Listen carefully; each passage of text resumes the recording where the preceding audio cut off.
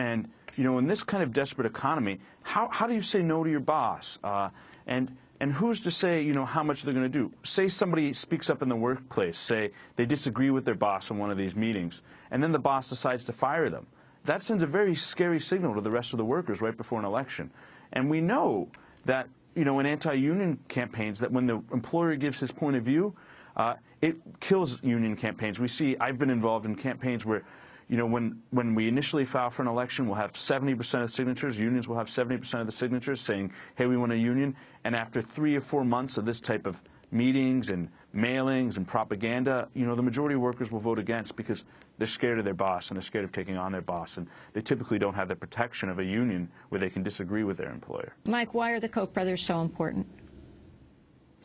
The Koch brothers are so important, in my opinion, because the Koch brothers are really, they set the trend in the industry. I mean, they had these meetings in Aspen and the one they just had out in California, where they set the trend with the rest of the industry in terms of what they're going to do in terms of pushing politics.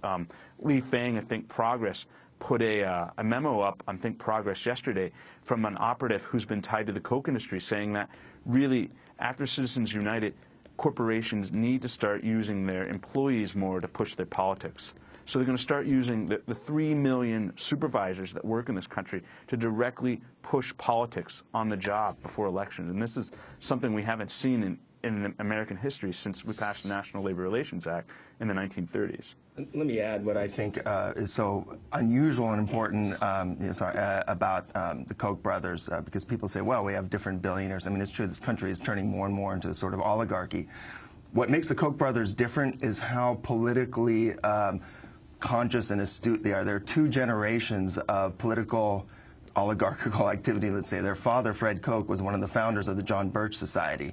And, you know, the Tea Party and a lot of the libertarian stuff is basically the John Birch Society without the sort of the racism, anti-Semitism, but the same basic idea behind both, which is roll back the New Deal, roll back rights for workers, roll back rights for everybody else. Their father's organization. The fathers and the sons.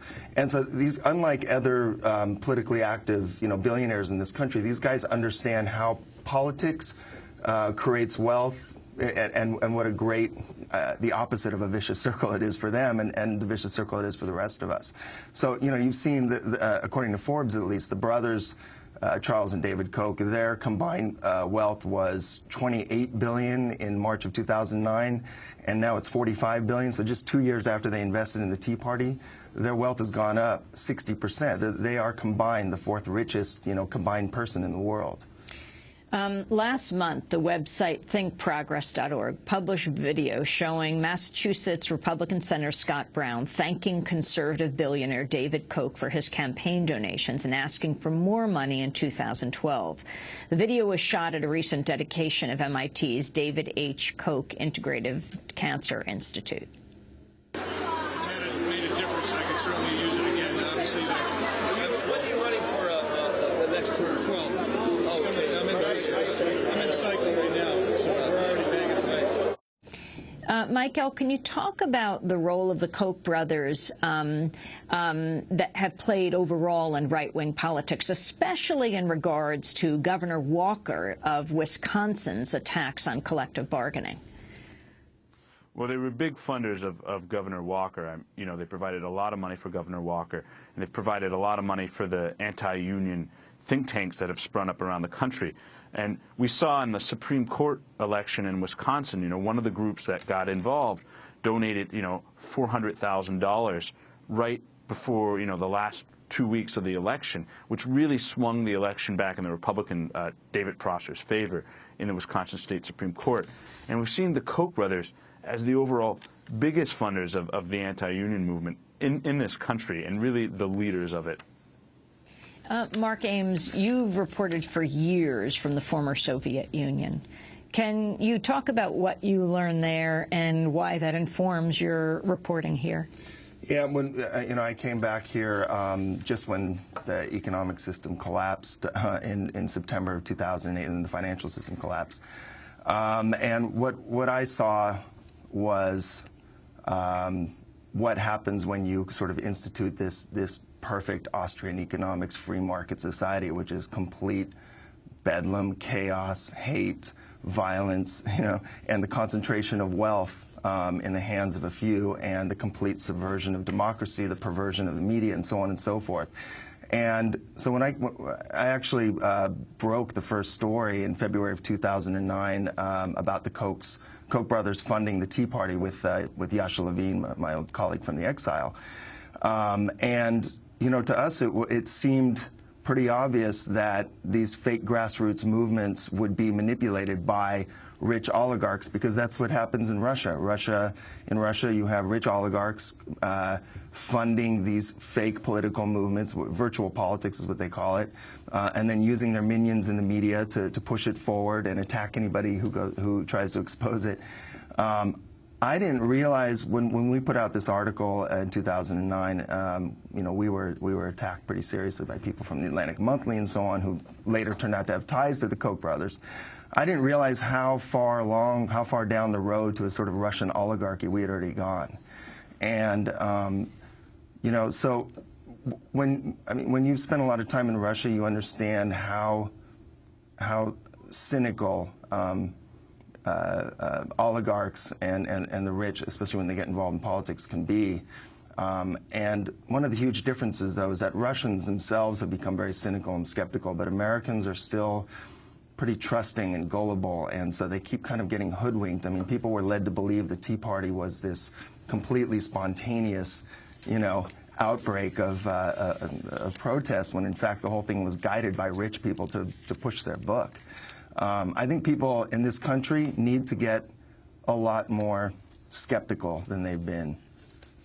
And finally, Mike Elk, the piece is called Big Brother's Thought Control at Koch. This is a letter that went out right before the previous election, instructing employees how to vote. What words of warning do you have for 2012, and what do you see down the pike? Well, I think we're going to see a lot more of this kind of stuff. We're going to see employers adopting this. We know that Walmart tried to do this during the Employee Free Choice Act, and they got in a lot of trouble for legally. We know McDonald's tried to do this once in Ohio, and they got in a lot of trouble. And really, the only solution for most Americans is to organize in the workplace. Because, if you are forced to attend these types of meetings, if you're in a situation where you're being politically coerced, if you don't have the protection of a union, you have no way of speaking up. Yesterday, I put in a call to Travis McKinney, who's one of the Georgia Pacific workers quoted in the story. And I said to Travis, I said, the story, right before it went to publish, I said, it's going to get a lot of attention. Are you sure you want to do this? You're poking in the eyes some of the most powerful people in the world, the Koch brothers.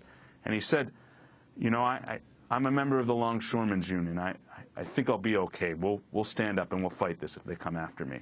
And I think that's what Americans really have to realize, is that we don't have any power except the power of solidarity and the power to strike and the power to organize in unions. Street protests are great. Online petitions are great, but only when you can threaten to shut down the factories of the boss, only when you can have that type of leverage, are Americans ever going to be able to change the situation. And I don't see this situation changing unless there's more organizing. I think we're going to see more corporate oligarchs taking on workers unless workers themselves organize and take away their power to work. Mike Elk and Mark Ames, thanks so much for joining us. Their piece in The Nation magazine is called Big Brother's Thought Control at Koch. This is Democracy Now!, back in 30 seconds. Working at the mill since 1969, shut it down, left town. Now it's the unemployment line. Too much monkey business. Too much monkey business. Too much monkey business for me to be involved in. I'm slinging greasy burgers, kitchen's 99 degrees. Scrub the floor, wash that door. May I take your order, please? Ah, too much monkey business. Too much monkey business. Too much monkey business for me to be involved in. Yonder comes a salesman, thinks he's got me on the rope. Says the secret to enlightenment is vitamins and soaps. Ah, too much monkey business. Too much monkey business. Too much monkey business for me to be involved in. Well, I got my education, had to borrow 30 grand. Now no one wants my resume. Supply exceeds demand.